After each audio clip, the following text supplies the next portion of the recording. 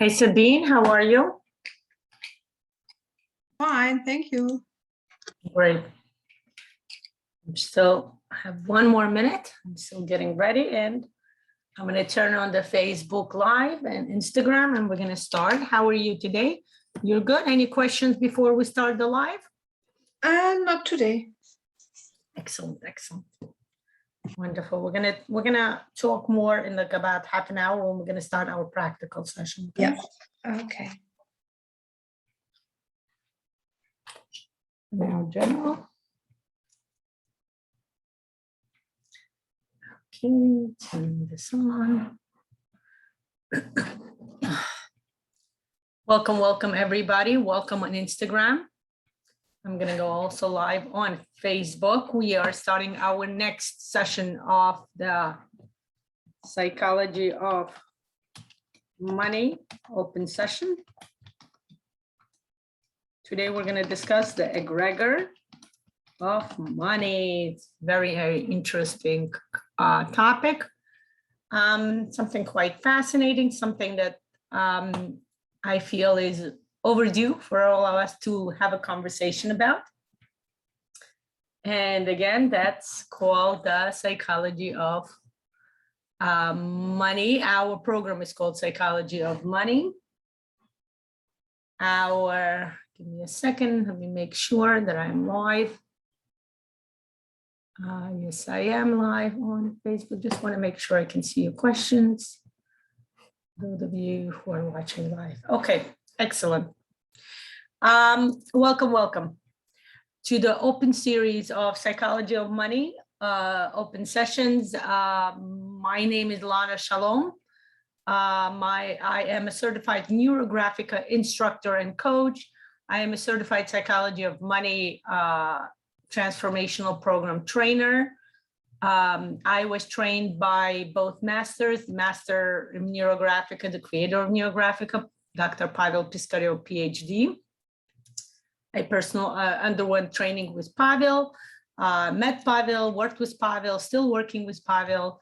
I still have take courses in the Institute. I'm currently at the PhD program within the Institute. So a wonderful, wonderful, what do you call that? A wonderful synthesis of us working and learning together. I have learned the program Psychology of Money from the creator. Originally, the program is called Kesef. We actually going to talk about it maybe in November or December. I'm going to bring you the program further on.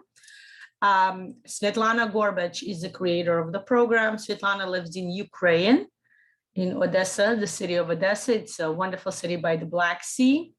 And Svetlana is an amazing psychologist, marketing specialist, lots and lots of interesting background information. Svetlana is an accredited constellation trainer. She worked with Bert Hellinger and excuse me. Svetlana created the Psychology of Money program that I was, again, originally trained by her. And similar situation as with Pavel, she still has new courses created that I'm continuing to take with her because I could see how amazing the program is. First, I experienced it firsthand, and then, of course, I experienced it as a trainer, as an instructor, as a coach, working with various people individually, developing the program that they need to fully establish a connection with their money energy, or something that we're going to talk about today called the money egregor.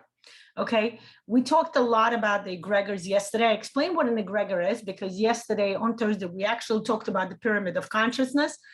But everything is it's interesting to start noticing that even though on Tuesdays and Thursdays, I give open sessions in Neurographica, I started noticing that they overlap. And now I even intentionally setting up to make sure that our program coincides with what's happening with the pyramid of consciousness. Because again, the program we're using here, even though the open sessions I'm bringing to you are more theoretical discussion wise, where I do give you lots of practical sessions, I'm going to give you practical work today as well. But afterwards, around about 30 minutes later, I go into the closed group for participants where we actually work in a closed group in a practical way. We draw a Neurographic session, and it's somewhat a style of a coaching, right? It's a group coaching where we work together and, answer questions, and I lead the group. I use other types of integrative practices such as RPT, such as, various acceptance speeches and so on and so forth. So I'm very happy to see all of you here. I would like to kind of, again, go back to what we started yesterday, our discussion on the egregors. Just to remind you guys, just to give you a quick synopsis, if you want to hear more, go and watch the open session. It's on my YouTube channel, Lana Shalom. You can find it on my profile name. On Instagram, you can find it under, again, my profile name. Egregors are a huge energy centers or energy pools, okay? Pools of energy that individuals bring with them, okay? Egregors actually comes from groups of people, right? When people get together and form a group based on the common interest, okay? Let's say an egregor of Neurographica, right? Is this energy that we receive when we start understanding that we belong to this group of people who enjoy, right? And for different people, it may be different things. For some people, it might be enjoy looking at Neurographic picture. For some people, it may be enjoy, I used to have that, right? Enjoy watching how people draw Neurographic, right? You go on YouTube.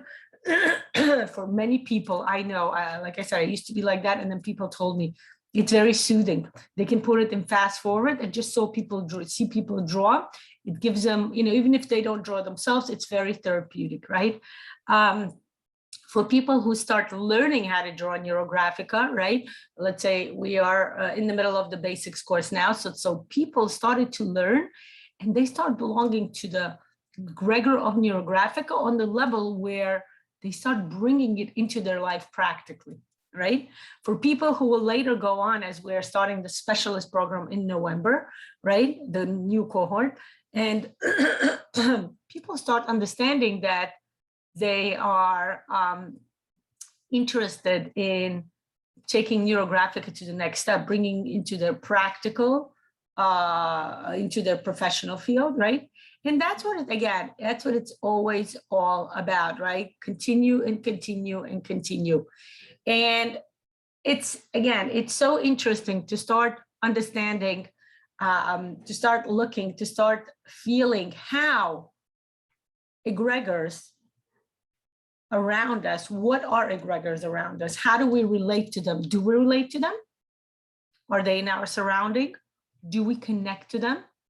And of course, do we want to connect? What we're going to be, one of the important things before I start discussing specifically the money egregor, I want you to understand is that with any egregor, we must remember that the egregor is always bigger. Okay, because the egregor is the pool of energy of many individuals, okay? Not just one person, but many, many individuals. We talked about it yesterday. According to some opinions, it should be at least 10 people. That's how egregors form. Excuse me.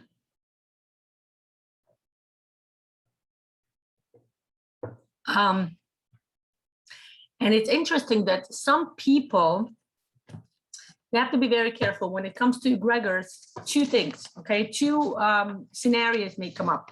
Scenario number one may be that people may think, I don't need it. I don't have to belong to any egregor. I'm just going to be against it. And then defining an egregor is being in an egregor itself, because then you belong to this egregor that's, let's say, those people who say, oh, what's the big deal with Neurographica? Or maybe Neurographic is not the right example, but let's say defining money, right? Since we're here in psychology of money. If you're saying, I don't need money, I don't care about money, then you're going to start belonging to an egregor of people who are saying they don't need money. Because there's a huge group of people who say, we don't need money. We don't care about money. We don't want to rely on money, and so on and so forth, right? So it's interesting to start noticing you cannot, you have to be very careful when you start saying, I don't want to belong to this egregor. Then you have to figure out, if you don't want to belong to this egregor, what egregor do you want to belong to? Because otherwise you're going to start belonging to an egregor that's called, I don't want to belong to this egregor, okay? There is a great amount of work done by somebody called Vadim Zeland. He's Russian speaking. I'm not sure if he has anything translated into English, but his work is monumental. His work is specifically focused on egregors, okay? It's called transurfing, right?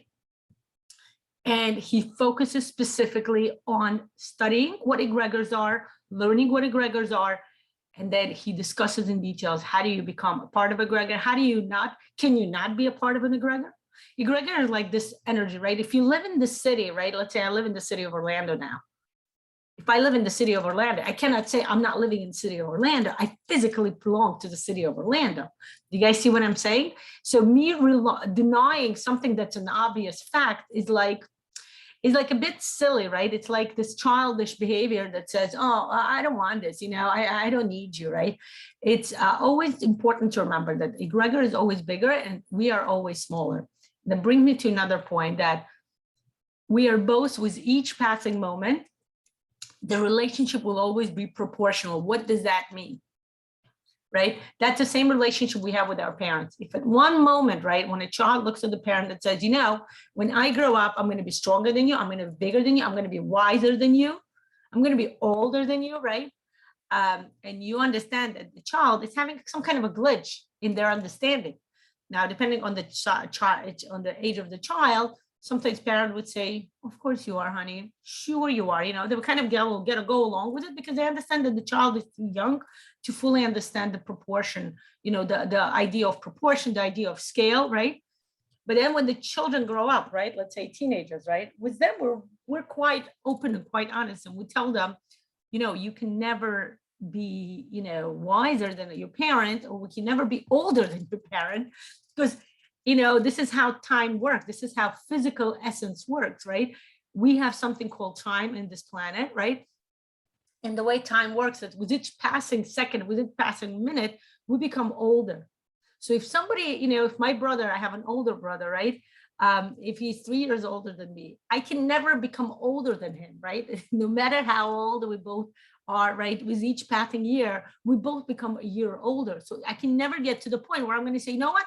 When I grow up, I'm going to be older than you, or I'm going to be the firstborn, right? It's like silly, right? Kids sometimes think that it is, right? Like you see that between siblings, right? Some of the siblings feel like, you know, inferior or something to the older sibling. And they say, well, when I grow up, I'm going to be an older sibling, or I'm going to take over. I'm going to do this or that.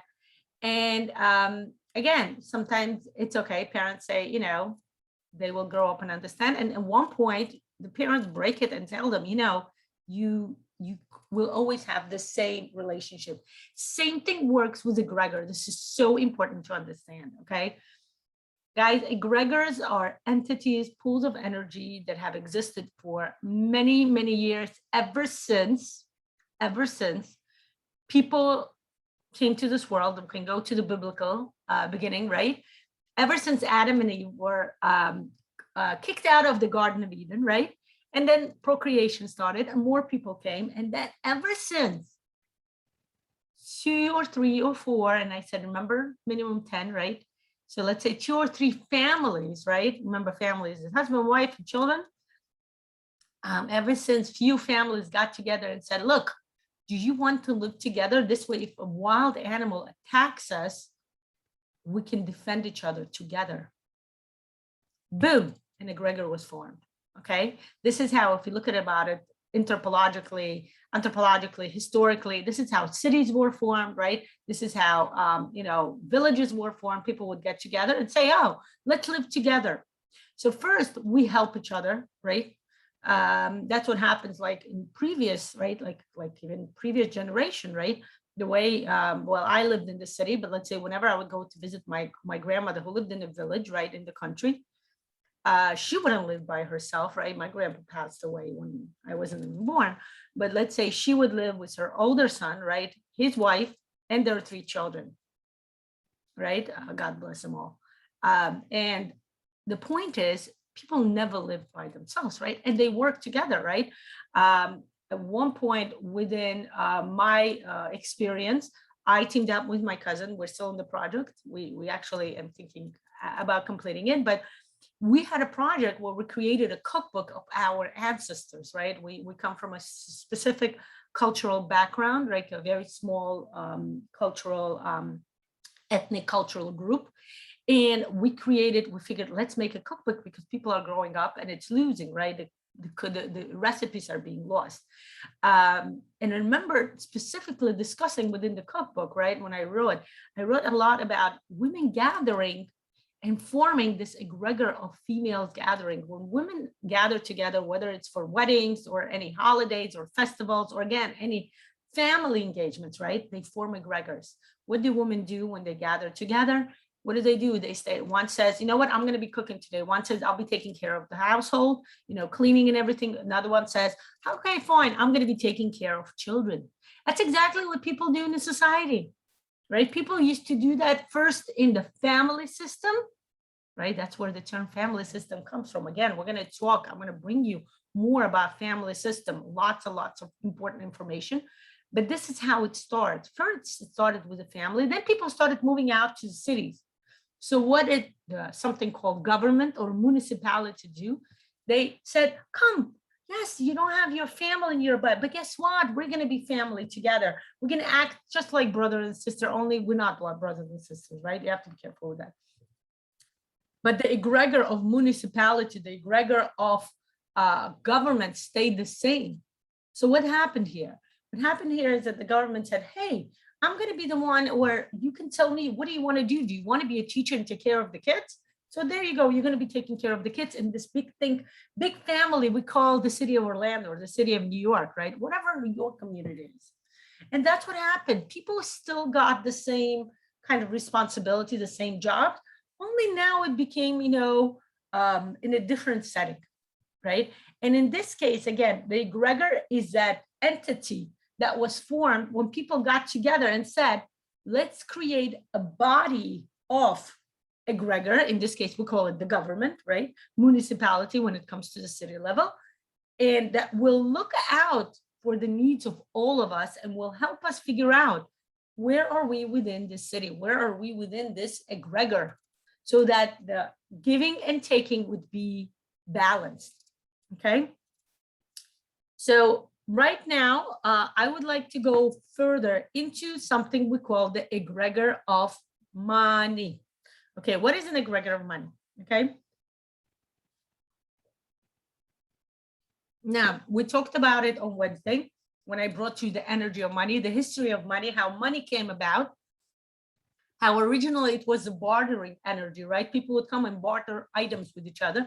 Then later on, it turned into money, which gave people more opportunities, more possibilities to exchange what they need, what they have with what they need, right? So nowadays, what do we do? If we need money, what do? We create something. It can be an item or it can be a service, right? And we sell it. We get money for our service or goods. And then we take the money and we go somewhere else and we buy either goods, right? We buy food that we need or clothing, or we pay for rent for the shelter or, mortgage or whatever it is that you have, land tax, right? Or we buy the service, right? If I need to do manicure, I go and I buy the service. I pay for the service that they give me, okay? So that's something to keep in mind. It's interesting to start noticing, right? Money egregor is a very, very old and very, very wise egregor. We need to learn how to start seeing money egregor. We're going to start doing something practical. Those of you at home, or you can watch it later and just you can take a piece of paper and pen and start writing down certain questions, okay? Again, we're not doing much of the practical work now, but I will give you some pointers and I'm going to tell you where to bring your attention, okay? Now, money as an egregor is very old. Let's say compared to something like an internet as an egregor, right? Compared to even something like we mentioned, the Apple phone, right? Apple program, right? Apple is a great, humongous egregor. Tesla is a humongous egregor, right? But they're all fairly new, right? Cyber currency is a fairly new egregor. Money, the general idea of money as an egregor is a very, very old egregor. And as we think about money, right, we can remember the fact that money as an egregor got blamed a lot, lots of bad reputation, right? People blame money for murdering, for killing, for wars, for thief, right? Stealing, for sorrow, for hunger. Lots and lots of collective and conscious association, negative association with the egregor of money, right? Everything that people felt like wasn't going well in their life, they would blame it on the egregor of money, right? And it's interesting to start noticing that overall, money does not get the gratitude that it actually deserves, right? Mostly people, again, give negative association with money than positive, right? People associate money with fear. People associate money with sadness, trauma, right? Something associated with something that happened in the family, right? If the father lost work, they're like, oh, the money, you know, they everything is associated with money, right? People think that whatever something bad happened to them is because of this big entity called money. Let's not forget, not starting anything here, but let's not forget the contribution of the religion to the topic of money, as money was always seen as something dirty, as something inappropriate, as something unspiritual. I will make one session on money and spirituality, right? As something that takes people away from God, right? Even now, right? A lot of people start going into spirituality. And the idea is, again, there's this duality where if you are going into a spirituality, if you start doing meditation, doing some kind of retreats, going, to various integrative practices, like people go to Thailand or something, right? Bali, or, traveling for spiritual growth. The idea is that that's it. Money is not important to me anymore. Again, there's this duality that money and spirituality doesn't go together. Okay, so here are two practical questions for you. Question number one, and the whole time we're going to have always two. I'm going to give you a few sets of questions. There will always be two questions, okay? And two questions will have to do with two figures. Figure number one will be the egregor of money. We can also call it the energy of money if you want to, okay? If that makes more sense to you, because the word egregor in English, I realize, is not as well developed as the word egregor in Russian. In Russian, it's much more widely used. Let me move my phone. Much more widely used. In English, when I even try to look up the word, there's no word egregor, right? There's something called egregorous, which is a completely different meaning. The word egregor is considered not as widely used, basically. So I think most people refer to it as the energy of money, but the word egregor is more appropriate. Again, it's a Jungian term, and it more appropriately describes pools of energy. If we just say energy of money, it's still not the same. Egregor is when, many individuals contribute energy and many individuals receive, okay? We're going to discuss this further on. So we will always have two entities, two kind of figures in our practical exercise, right? Figure number one is the egregor of money, okay? This collected group of energy of many, many various individuals on money.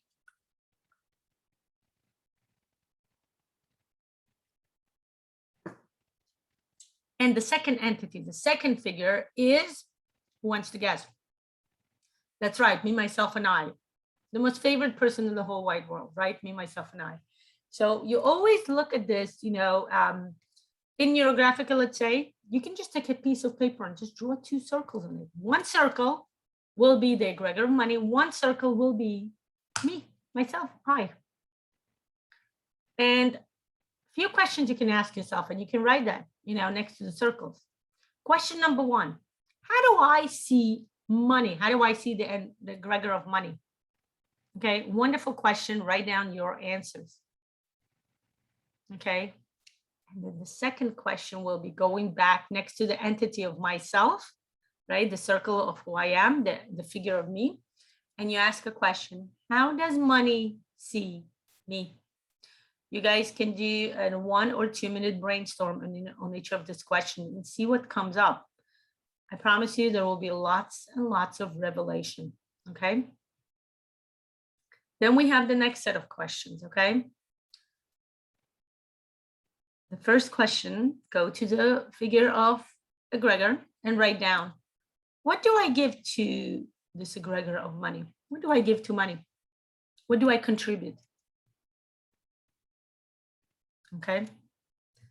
And then go back to your figure and you write, what does money give me? Okay, focus on yourself again. Again, this can be quite some time. You can take the whole weekend. You can take a few days to work on it. Work with each question separately. Like you can do each set of questions. The first set of questions, remember I said, question 1, how do I see money? And question 2, excuse me, how does money see me? So use 2 minutes brainstorm for each of the questions, right? And you're going to have a lot of revelations. You can do the next set of questions the same day or the day after, but you will have a lot of revelations. So be careful, are you ready for more revelation? Because this is, it's very important to be honest, by the way, be very, very honest, okay? Definitely say whatever comes to the light, okay? And also see what was hidden in the shadow. Do not be naive. Do not say, oh, I love money. We have this amazing relationship with money. Okay, great. If you do, can you tell me more? Write down details. Okay, that's what I said. Make a 2 minute brainstorm on each of the questions. Don't just say yes. These questions, by the way, are not a yes and no questions. Okay, these questions are for your introspections, for your understanding, for your being able to see what's in the light, like I mentioned before, and what's in your shadow. Okay, bring out the shadow, guys. It's okay. Start looking. Look at the third set of questions, okay? The third set of questions, the figure of the money egregor is, ask yourself, where is my money egregor? Where is it? Okay. Look around. Is it something geographically located? Are you going to say my money egregor is in Paris, France? Is it somewhere within your reach? Is it like you're looking at your room and you're like, oh, the money egregor is in my, it's in my lipstick, it's in my ring, it's in my dress, it's in my pencils. Just answer the questions again. Do a 2 minute brainstorm. And the second question, go back to your own figure, and the question you're going to ask is, within whom is my money? Okay, if the first thing was more objective, meaning objective, meaning it has to do with objects or places or location, not an inanimate object or place. The second is human being. What person for me is associated with money? Again, write down those lists, start writing, start paying attention, start noticing what comes up. What are the answers you are receiving? Okay. The answers to this question will help you understand and connect you as you are connected to the money. It can actually bring to the light, right? Whether there is somebody, remember the second question, with whom is my money? Also, where is my money? It will bring to light your understanding. Hi, Passion Tulip. Hi, Zuleika. So nice to see you. Welcome, welcome. It will give you an understanding of Is there like somebody like a middle person, an intermediary between you and the money egregor? Are you dealing with the money egregor directly? Or there's somebody in the middle? How do you feel about that, right? How do you feel about the fact that you're not dealing with the money directly, okay? Just for you guys to understand, children don't deal with the money egregor. It's not something that children do. Children don't earn money. Children don't spend money. What do? They are connected to the egregor of money through their parents, okay? We're going to do one session I'm going to do on how do we see money?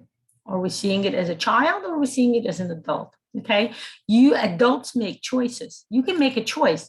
Do you want to connect to the egregor of money directly and say, oh, hello, nice meeting you. Now I'm Lana. Let's talk. Let's have a discussion. Let's have a business meeting, right? Let's figure out what do you have to offer. And remember, the energy of money, bartering.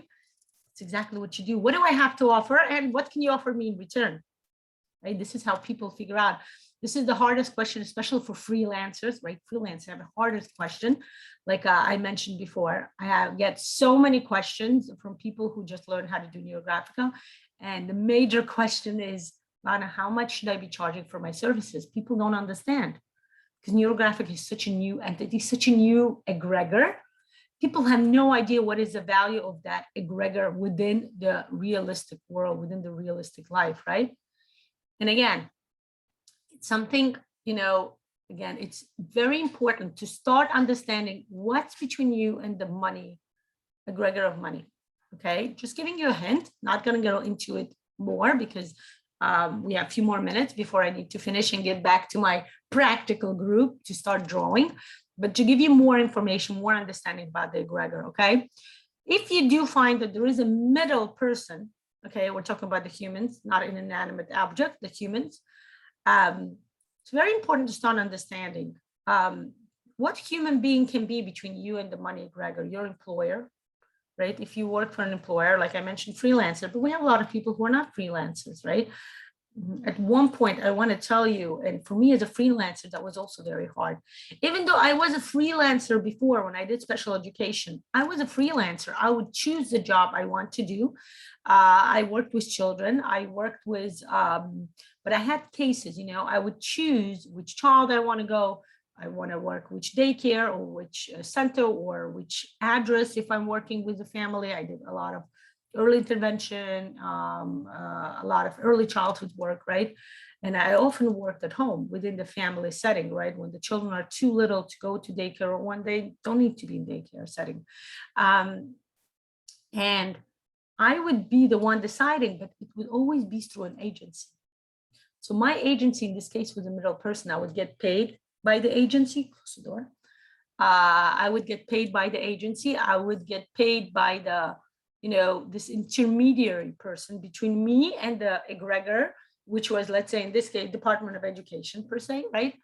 But I never would I would negotiate my salary, but I wouldn't have to sit down and think, how much is it worth? There was a set price. And within that set price, there was some, going up and down, but there was like a range, right? When you start freelancing, when I started freelancing, I started thinking, at first I didn't understand also the same question. How do we set up a price? What is it even worth? We don't know what the value of this, something let's say called Neurographic is. Then I started understanding what is my value? What is my time worth? Right? We're going to do a separate session when we talk about, setting a price, working as a freelancer. For now, just to give you an idea. Now, you can put the middle person, can be your employer, and that's okay. For some people, the middle person is let's say their spouse, right? Their significant other, right? A lot of families work that way. The one parent is at home with their children, right? I personally did that for a few years, right? Especially when I homeschooled my kids and everything. Right. But even then, the truth is I still worked and did some money, but the majority of money income was coming through my husband. And that's okay. Now, some people will see parents as a middle person. Some people get paid through parents. Parents help them. You have to be very careful. Okay. This is something you should look into. Is it appropriate for this moment in your life? Are you a child? Children get their money, are connected to the money egregors through the parents. If you're an adult, then you should rethink this kind of experience, or this kind of like a relationship where you are connected through your parents.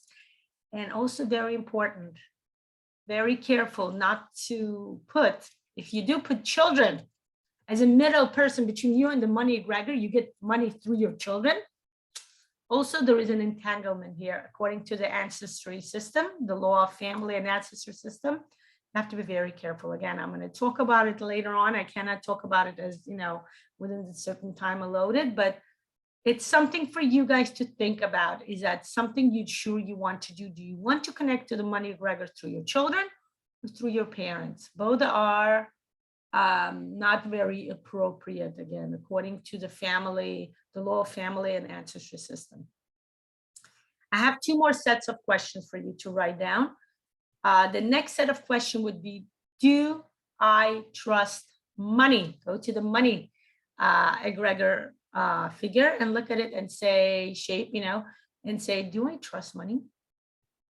Okay, that's an important question for you guys to ponder about, do your brainstorm. And the second question, you go back to yourself and say, does money trust me? Guys, trust is very important. We all know trust is extremely important in a relationship, okay? So we need to figure out what's going on with the trust within our relationship with the egregor of money. The last set of questions that I would like to give you for you guys to ponder upon is, number 1, when is it enough when it comes to me giving to the money egregor? Okay, how much do I contribute to the money egregor? And the second question, go back to your figure and say, when is it enough when it comes to me receiving from the money egregor? Okay, focus on that. How much do I give and how much do I receive? Again, the law of balance is very important. So we need to figure this out, okay? It's very important, and then I'm going to just leave you with something, right? It's very important to understand that the last 2 questions, by the way, that I gave you, they change, okay? They change as your situation in life changes, right? Let's say when you were a single person, you had less amount of money that you needed in order to live, right?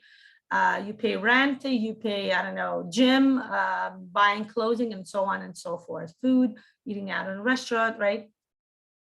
As you have a family, your expenses increase, right? So you have a child, you need to buy diapers, you need to buy clothes. Basically, you have an additional person that you need to spend on.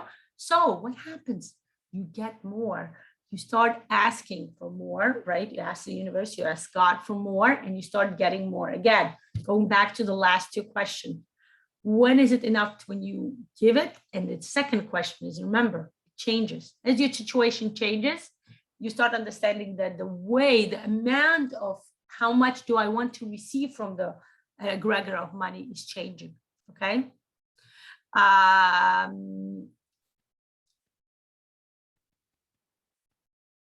Okay, it's very important when you answer these questions for you guys to start becoming aware. What is associated? When you answer this question, things will come up, such as shame, such as guilt, right? Very shadowy, very much in shadow. Most of the people don't talk about guilt, don't talk about shame, unless they're in their psychotherapist's office, right? But it's something, again, bring it to the light so you know what to do with it. So you know you need to work with this, okay? It's very important that we need to understand, we need to be realistic, we shouldn't be feared, right? It's important to start understanding that the egregor of money is the egregor where we start understanding that money is the way we live life, okay? Nothing to be ashamed, nothing to feel bad, nothing to be feared of, but rather money is the way we receive anything that has to do with our primary needs first, right? Life, like in life, food, shelter, clothing, right? And you know that cliche where we say, we hear like, oh, yeah, that's important. But remember, right, people would tell you, or, this popular quotes people would put, remember, money cannot buy love, money cannot buy happiness, Look at those cliches. See, again, it's going to come up, guys. It's going to come up as you answer those questions. As you do a brainstorm for 2 minutes on each question, you're going to start seeing, oh, what's in my mind? There is a cliche, somebody told me that money has nothing to do with, popular literature. If you read literature, right? A lot of childhood literature will bring you to that, guys, okay? A lot of childhood. My kids come home and they tell me the books they read, and I'm like, whoa, where did that come from? The association with money is negative. The association is that money will not bring you happiness. Money will not bring you love. Yes, partially true, guys, just partially. Okay. But in generally, we need to learn how to bring to our children association with money as positive things. Okay. That cliche, money does not buy happiness or love. Okay. The truth is, yes, money will not buy you love, but the love itself maybe cannot make your decision. Do I love this person or not? But money will make it more comfortable for you to express your love to somebody, by buying certain things, having certain experience that you both enjoy. Okay, same thing with happiness. Money will give you the possibility to experience happiness in a wider way, more possibilities, more venues through which you can see different ways how to experience happiness. Happiness can be home and drawing Neurographica picture. Happiness for me is getting on a plane and traveling somewhere, right? I traveled to Rome a few years ago. I loved it. I want to go back. Traveling, seeing different places. Money will give you a venue to go out and start seeing things, experiencing things, learning to be that happiness can have in different forms. Love can come in different forms, right? How people say, oh, I love this food, or I love this show. And you're like, you love the show, you're supposed to love a person, right? Nobody thinks that way. Same thing here, guys. We experience lots and lots of emotions and important possibilities in life. Yes, money is a venue to get that. Okay. Oh, 1 second. I see somebody in chat. Can you repeat question number 4? Yes, Sabina, we're going to actually work with this in our drawing now. Okay. But question number 4. The truth is, I don't have question number 4. I have different sets. Which set is that? Is it, do I trust money? Is that the one you're asking about? There's money trust. I'm going to repeat the questions. How about that? Okay. I'm going to say goodbye to you guys now as we finished our open session, but I will repeat the set of questions for those of you who want to write it down. And again, take about a minute or 2. I would recommend 2 minutes brainstorming on each one. Okay. If you don't know how to do brainstorming, guys, go through my videos, how to set a topic, how to set a goal. I did a lot of explanation on what brainstorming is. Okay. Question, first set of questions, 2 questions. How do I see money? How does money see me? Okay. Second set of questions. What do I give to money? What does money give me? Okay. Third set of questions. Where is my money egregor?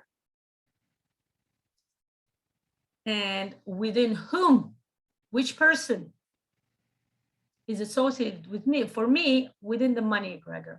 Okay. The next set of questions, that would be, I guess, set of questions number 4 would be, do I trust money? And then, does money trust me? And the last set of questions, which I guess would be number 5, would be, when is it enough when it comes to me giving to the money energy? Okay, remember, we all have our certain boundaries, right? We say, that's it, I can't give anymore. Well, where do you draw the line when it's when it comes to giving to the egregor of money? And the question back would be, when is it enough when it comes to me receiving from the money egregor? Okay, guys. Thank you, everybody, for your attention. Thank you for joining me for open sessions. I know most of the people would be watching me in recording. I want to thank you for those of you who were able to join live. I am going further to the next step. We are going to start our practical session within the financial regeneration. Financial regeneration is, by the way, one of the courses within the Psychology of Money program. Okay, Psychology of Money is a humongous program, and it comes up with different courses that I bring. Okay, right now we're going through the financial regeneration, where through the use of Neurographica, all those questions, all those topics I discussed with you, we work on it. Okay, we figure it out, we find answers, and we do the transformation. Okay. Wishing you a wonderful, beautiful weekend ahead, everybody, as I am going to say goodbye, and wishing you a beautiful day. Yes, Zuleha, so thank you for joining me. Yes, absolutely. Anybody interested in joining the practical group, welcome. Goodbye.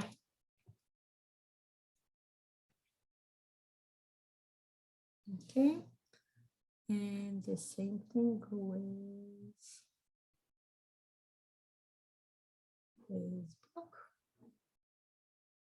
Ladies, welcome, welcome. So here you're here too. Very nice to see you. Just want to make sure, yeah, we're not live stream anymore.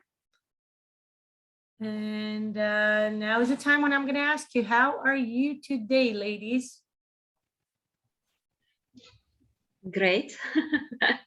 Excellent. Thank you. I'm going to move this phone from here so I can move this aside and we can start our talking and our exchange.